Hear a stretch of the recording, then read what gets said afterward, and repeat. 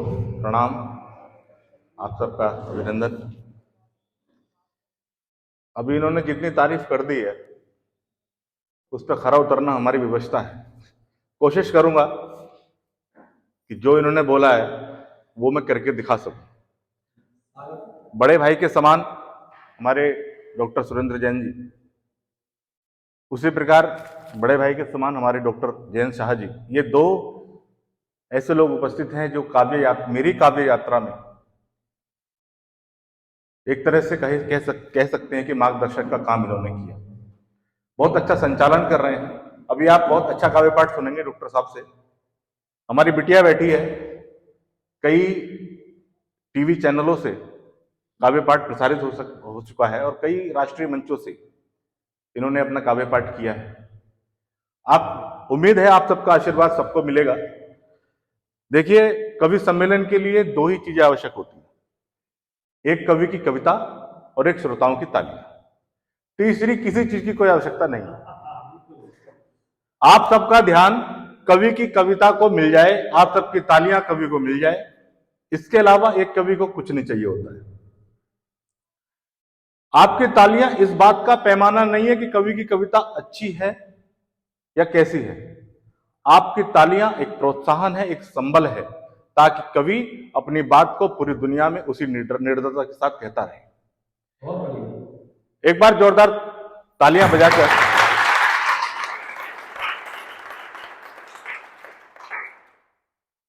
आइए मैं अपने काव्य पाठ का शुरुआत करता हूं।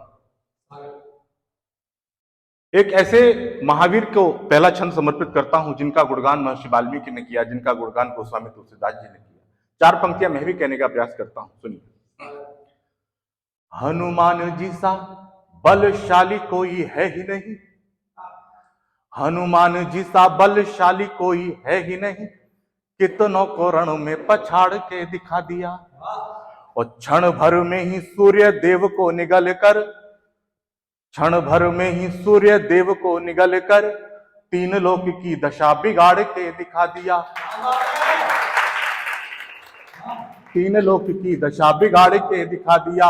और भक्ति पर उठा सवाल जब हनुमान जी की, भक्ति पर उठा सवाल जब हनुमान जी की, हृदय की परतें उघाड़ के दिखा दिया, और तन में बसे है राम, मन में बसे है राम, सिद्ध करने को सीना फाड़ के दिखा दिया।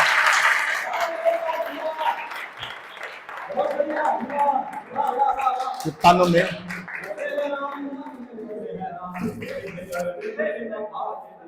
तन में बसे है राम, मन में बसे है राम।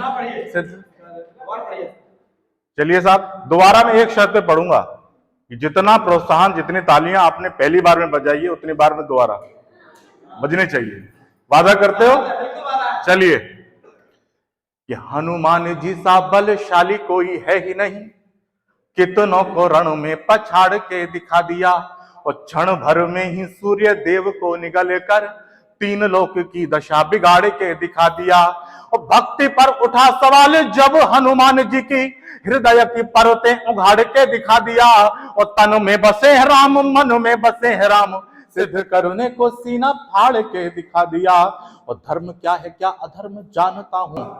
जब भगवान श्री राम श्रीलंका में युद्ध भूमि में खड़े थे, एक एक कर सारे योद्धा धराशायी हो गए, और उस दिन कुंभकर्ण युद्ध भूमि में आते हैं। जब कुंभकर्ण युद्ध भूमि में आते हैं तो भगवान श्री राम विभीषण से कहते हैं कि जाओ एक बार इन्हें समझाने का प्रयास करो, वरना ये भी अन्य की तरह ये भी मृत्यु लोक को चले जाएंगे। तो उनके मन में प्रेम, भाई का प्रेम जागृत होता है विभीषण के मन में। वो जाते हैं, कुंभकर्ण को समझाते हैं कि भाई आप अधर्म के राह पर चल रहे हो, आप धर्म के मार्ग पर चलिए और भगवान श्री राम के चरणों में आ जाइए। हम लोग ऐसे लोग हैं साहब जो शत्रुओं से भी शिक्षा लेते हैं। मैं कुंभकर्ण के बारे में ये चार पंक्तियां कहता हूं, अंतिम पंक्ति तक जाने का प्रयास करिए। जब विभीषण कुंभकर्ण से कहते हैं कि आप अधर्म के मार्ग पर हो, तब कुंभकर्ण कहता है धर्म की शिक्षा मुझे मत दे, मैं बताता हूं धर्म क्या होता है। कि धर्म क्या है क्या अधर्म जानता हूं मैं विभ्रात, किंतु भ्रात प्रेम का भी मर्म जानता हूं मैं। धर्म क्या है क्या अधर्म जानता हूं मैं विभ्रात, किंतु भ्रात प्रेम का भी मर्म जानता हूं मैं, जानता हूं पक्ष ले रहा हूं मैं अधर्म का ही, आनी चाहिए थी मुझे शर्म जानता हूं मैं। वो दुविधा हो जब राह सूझती नहीं हो तब, अंतरात्मा कहे वो कर्म जानता हूं मैं, अंतरात्मा कहे वो कर्म जानता हूं मैं। और संकटों में घिरी मातृभूमि है तू लड़ लड़, बलिदान देना निज धर्म जानता हूं मैं।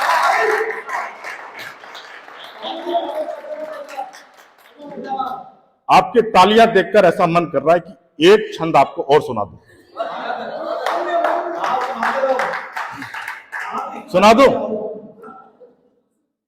बोल कड़वे भी सहने पड़े तो सह लेना, भूल के कभी भी अत्याचार सहना नहीं। आपको अपने जीवन में क्या सहना चाहिए और क्या नहीं, चार पंक्तियों में बताता हूं कि बोल कड़वे भी सहने पड़े तो सह लेना, भूल के कभी भी अत्याचार सहना नहीं। और घर में भले ही बनती रहे दीवार, चाहे बंधनों के मध्य में दीवार सहना नहीं, बंधनों के मध्य में दीवार सहना नहीं। और सीख लेना कृष्ण से भी क्षमा दान देना, किंतु गालियां किसी की बार बार सहना नहीं, गालियां किसी की बार बार सहना नहीं। सब कुछ सह लेना, सब कुछ सह लेना, सब कुछ सह लेना, जीवन में ध्यान रहे चुपचाप शत्रुओं का वार सहना नहीं। सब कुछ सह लेना, जीवन में ध्यान रहे और चुपचाप शत्रुओं का वार सहना नहीं। अब मैं ये बता,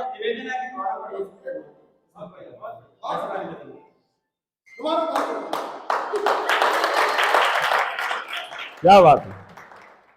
बोल कड़वे भी सहने पड़े तो सह लेना, भूल के कभी भी अत्याचार सहना नहीं।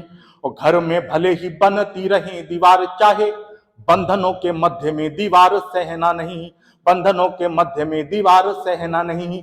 और सीख लेना कृष्ण से भी क्षमा दान देना, किंतु गालियां किसी की बार बार सहना नहीं। और सब कुछ सह लेना, जीवन में ध्यान रहे चुपचाप शत्रुओं का वार सहना नहीं, चुपचाप शत्रुओं का वार सहना नहीं। और महिला शक्ति बेटियां बैठी हुई हैं, जब किसी बेटी पर अत्याचार होता है, बेटी के साथ दुराचार होता है, तो हम लोग दोष देते हैं प्रशासन को, पुलिस को और सरकार को। लेकिन हमें क्या करना चाहिए, चार पंक्तियों में बताता हूं। किसी अबला पे हो रहा हो अत्याचार कहीं, देख के ये आंख नहीं मींच लेनी चाहिए। किसी अबला पे हो रहा हो अत्याचार कहीं, देख के ये आंख नहीं मींच लेनी चाहिए। एक बार टोकने से बात ना बने तो फिर क्रोध से ये मुट्ठियां भी खींच लेनी चाहिए, क्रोध से ये मुट्ठियां भी खींच लेनी चाहिए। अभद्र टिप्पणी करे कोई भी बेटियों पे यदि, उसकी जुबान वहीं खींच लेनी चाहिए, उसकी जुबान वहीं खींच लेनी चाहिए। कोई बहनों की अस्मिता पे हाथ डालता हो, उसके रक्त से ये धरा सींच लेनी चाहिए।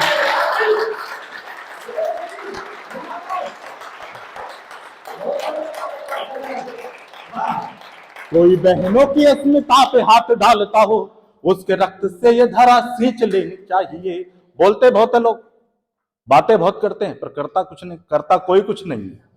अब बोलना क्या चाहिए, बोलना क्या नहीं चाहिए, वो और बताता हूं आपको कि बोल चालने में संतुलन रखिए सदैव, कभी ज्यादा बोलिए ना कभी कम बोलिए। कि बोल चालने में संतुलन रखिए सदैव, कभी ज्यादा बोलिए ना कभी कम बोलिए।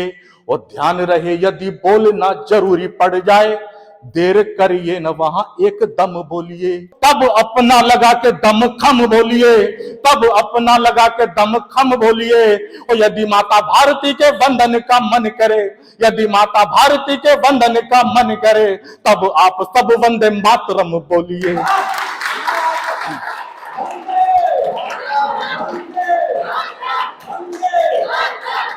तब आप सब वंदे मातरम बोलिए। यदि माता भारती के वंदन का मन करे, तब आप सब वंदे मातरम बोलिए। और होता क्या है साहब, होता क्या है, कोई कहता मैं वंदे मातरम नहीं बोलूंगा। एक आदमी हैदराबाद में खड़ा होकर ये कहता है, पता नहीं क्या नाम है उसका, कि मैं मेरे गर्दन पे छुरी रख दो फिर भी मैं भारत माता की जय नहीं बोलूंगा।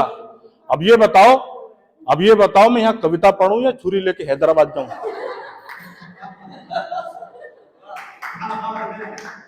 मैंने उससे कहा एक दिन, मुझे मिला कहीं, मैंने क्या बोल रहा था, तू क्या नहीं बोलेगा? बोला भारत माता की जय नहीं बोलूंगा। बोला क्या नहीं बोलेगा? बोला भारत माता की जय नहीं बोलूंगा। 2 बार बुलवा दिया उससे मैंने।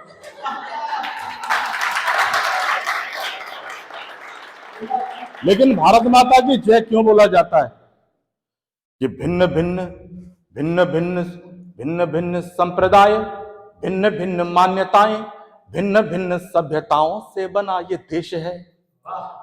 भिन्न भिन्न मान्यताएं, भिन्न भिन्न संप्रदाय, भिन्न भिन्न सभ्यताओं से बना ये देश है। और भिन्न भिन्न संस्कार, भिन्न भिन्न जलवायु, भिन्न भिन्न बोलियों का कुनबा ये देश है। और भिन्नता में एकता का है बड़ा उदाहरण, यूं ही नहीं विश्व गुरु अपना ये देश है। और जन्म जिस पे लिया है उस जन्मभूमि को ही माता जिसने कहा वो पहला ये देश है।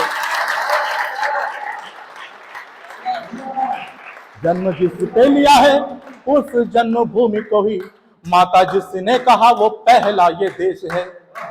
आप जितने अच्छे तरीके से आप सुन रहे हो, मेरा मन कर रहा है मैं आपको और सुना दूं, लेकिन शर्त यह है कि मन आपका भी करना चाहिए। चलिए साहब आगे बढ़ते हैं कि जन्म जिस पे लिया है उस जन्मभूमि को ही माता जिसने कहा वो पहला ये देश है। माता जिसने कहा वो पहला ये देश है। और जहां जिस देश में धरती को माता माना जाता हो, उसी देश में कोई उपराष्ट्रपति 10 वर्ष तक रहता है, और जब वो अपने पद से हटता है तो कहता है इस देश में इस्लाम खतरे में। हम वो लोग हैं साहब जिन्होंने प्रत्येक धर्मावलंबी का स्वागत बाएं पसार कर किया। हम वो लोग हैं जहां मोहम्मद गोरी को 7 बार हराया गया, उसके बाद भी जीवित छोड़ दिया गया, और हम पर यह इल्जाम लगाया जाता है कि इस देश में इस्लाम खतरे में है। तब कहता हूं कि जिस देश का है संविधान धर्मनिरपेक्ष, वहां पे अवाम कैसे खतरे में हो गया। कि जिस देश का है संविधान धर्मनिरपेक्ष, वहां पे अवाम कैसे खतरे में हो गया। और खतरा बना जो पूरे विश्व के लिए ही आज, बोलो वही नाम कैसे खतरे में हो गया। खतरा बना जो पूरे विश्व के लिए ही आज, बोलो वही नाम कैसे खतरे में हो गया। बोलो वही नाम कैसे खतरे में हो गया। और वंदे मातरम जैसा मंत्र खतरे में जहां, वहां पे सलाम कैसे खतरे में हो गया। वहां पे सलाम कैसे खतरे में हो गया। और जहां हिंदुओं के राम तंबुओं में रहते थे, वहां इस्लाम कैसे खतरे में हो गया।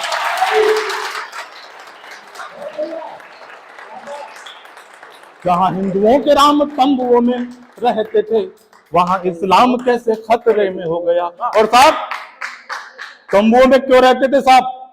स्वामी विवेकानंद जी का चित्र लगा है। इन्होंने अमेरिका में जाकर कहा था गर्व से कहो हम हिंदू हैं। लेकिन ऐसा क्या हुआ कि हम आज गर्व से कह ही नहीं पाते। लोगों को जय श्री राम बोलने में दिक्कत है, गर्व से कहो हम हिंदू हैं ये कहने में दिक्कत है। लेकिन साहब मैं आगे आपको बताता हूं कि मैं क्यों ये बात कह रहा हूं।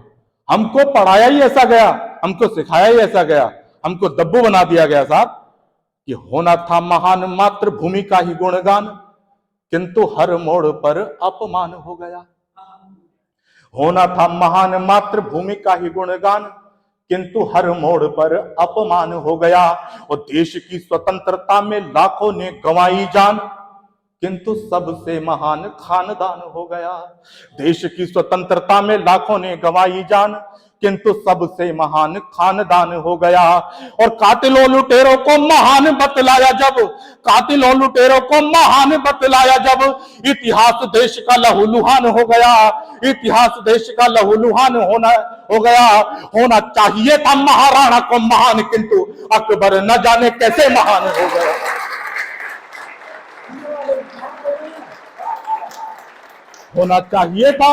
होना चाहिए था महाराणा को महान, किंतु अकबर न जाने कैसे महान हो गया। प्रेम के सदृश कोई जग में नहीं है गुण। इस छंद की भूमिका नहीं बनाऊंगा, आप समझ जाएंगे। मैं समझ गया हूं, आप बहुत समझदार हैं, आपको भूमिका की कोई आवश्यकता नहीं। कि प्रेम के सदृश कोई जग में नहीं है गुण, अवगुण कोई भी हो द्वेष से बड़ा नहीं। और नख शिख ओंठ कर्ण अंग चाहे कैसा भी हो, तन का श्रृंगार कोई केश से बड़ा नहीं। और दुख कितने भी आए इस जीवन में, किंतु दुख कोई जीवन में क्लेश से बड़ा नहीं। दुख कोई जीवन में क्लेश से बड़ा नहीं। हिंदू हो या सिख पंथ, चाहे वो इस्लाम ही हो, संप्रदाय कोई भी हो, देश से बड़ा नहीं। हिंदू हो या सिख पंथ, हिंदू हो या सिख पंथ, चाहे वो इस्लाम ही हो, संप्रदाय कोई भी हो, देश से बड़ा नहीं। संप्रदाय कोई भी हो, देश से बड़ा नहीं। मुझे लगता है मैंने समय काफी ले लिया।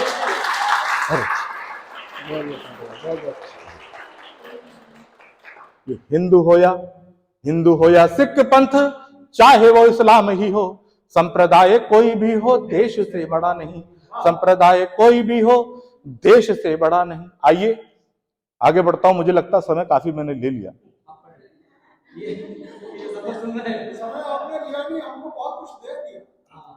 चलिए, अगर यहां से कोई व्यक्ति मेरी सारी कविताओं में से सभी कविताओं की एक भी पंक्ति ले जाए तो मैं समझूंगा मेरा काव्य पाठ सार्थक।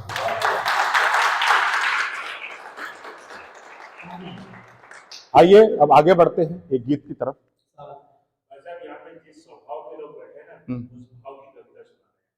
भाई साहब, मेरा भाव यही रहता है चाहे कोई भी बैठा हो। मैं वो बोलता हूं जो सच है और मैं उसको प्रमाणित कर सकता हूं। इनको कई मंचों पर बुलाने का अवसर मिला है और कोई मंच हो, कैसे भी लोग बैठे हो, इनका भाव राष्ट्र वंदना का रहता है, मातृ वंदना का। स्वागत आपका। हम भाई साहब खरबूजे को देख के रंग नहीं बदलते हैं। अच्छा है। हाँ, चलिए भाई साहब आगे बढ़ते हैं। कुछ पंक्तियां उन सैनिकों को समर्पित करते हैं। वो पढ़ूं या वो?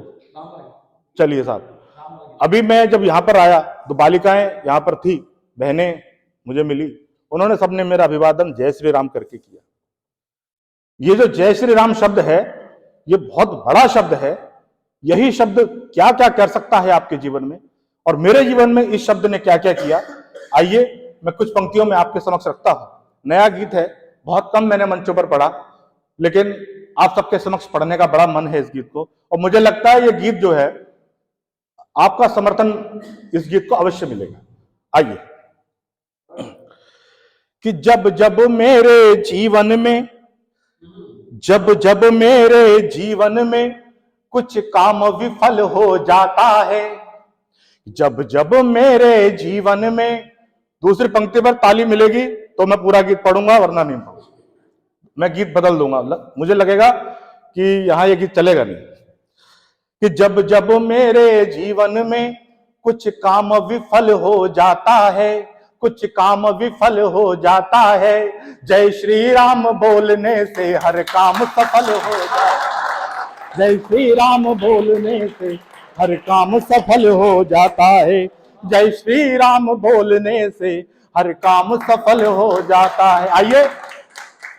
कभी निराशा हो मन में, कभी निराशा हो मन में, या जब जब दुविधा ने घेरा, कभी निराशा हो मन में, या जब जब दुविधा ने घेरा, तब तब राम नाम ने ही उत्साह बढ़ाया है मेरा। तब तब राम नाम ने ही उत्साह बढ़ाया है मेरा। राम नाम लेकर देखो, राम नाम लेकर देखो, राम नाम लेकर देखो, संकल्प अटल हो जाता है। राम नाम लेकर देखो, संकल्प अटल हो जाता है। जय श्री राम बोलने से हर काम सफल हो जाता है। जय श्री राम बोलने से हर काम सफल हो जाता है।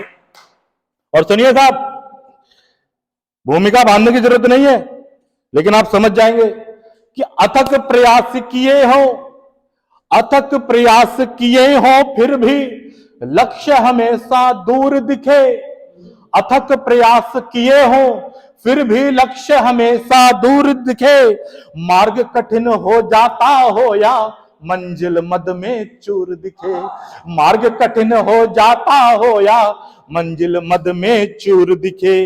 राम नाम जपने से पथ में, राम नाम जपने से पथ में सफर सरल हो जाता है। राम नाम जपने से पथ में, राम नाम जपने से पथ में, क्या बात, राम नाम जपने से पथ में सफर सरल हो जाता है।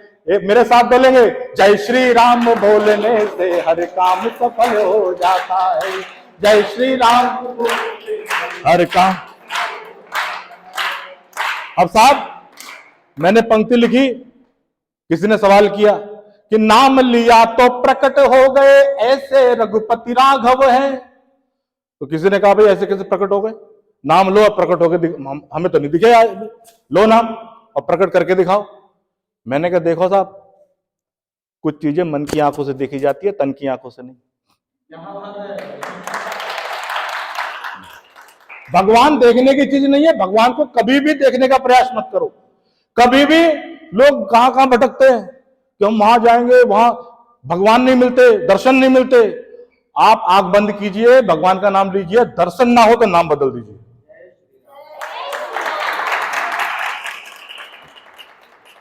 कि नाम लिया तो प्रकट हो गए ऐसे रघुपति राघव हैं। क्यों कह रहा हूं ये बात, कि नाम लिया तो प्रकट हो गए ऐसे रघुपति राघव हैं। कहे विवेक प्रजापति मेरे जीवन के ही अनुभव है। कहे विवेक, कि नाम लिया तो प्रकट हो गए, नाम लिया तो प्रकट हो गए ऐसे रघुपति राघव हैं। कहे विवेक प्रजापति मेरे जीवन के ही अनुभव हैं। सच्चे मन से जपने से, सच्चे मन से जपने से, सच्चे मन से जपने से हर संकट हल हो जाता है। क्या बोलना है, जय श्री राम बोलने से हर काम सफल हो जाता है। जय श्री राम बोलने से हर काम सफल हो जाता है। जय श्री राम बोलने से हर काम सफल हो जाता है।